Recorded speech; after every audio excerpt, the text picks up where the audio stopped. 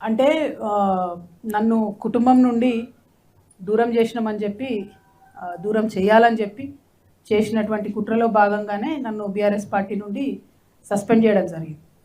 అయితే మీకు నేను ముందే చెప్పిన ఇంట్రడక్షన్లో కూడా మా కుటుంబంలో ఏమైపోయిందంటే ఉద్యమము, రాజకీయము, ప్రజల పట్ల ఉండే ప్రేమ, కమిట్మెంట్ అన్నీ కలిసిపోయి ఉన్నాయి. సో రాజకీయం వేరు, కుటుంబం వేరు, పార్టీ వేరు, ఉద్యమం వేరు అని చూసే పరిస్థితి లేదు. ఇవాళ నా తల్లిదండ్రుల నుండి నన్ను దూరం చేసినా కూడా నేను నా మరో కుటుంబం అనుకునే తెలంగాణ కుటుంబం కోసమే పనిచేస్తాను. ఒక ఆడబిడ్డగా నాకు డెఫినెట్గా బాధ ఉంటుంది కదా బ్రదర్.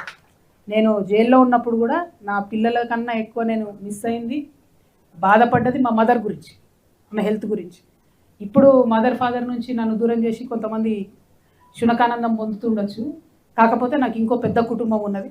ఆ కుటుంబం యొక్క బాగోగులు చూసుకోవడానికి, ఆ కుటుంబం యొక్క సమస్యలు అడ్రస్ చేయడానికి, అంటే నాతో అంత అవుతుందా అన్ని సమస్యలు అడ్రస్ చేస్తానంటే చేయలేకపోవచ్చు.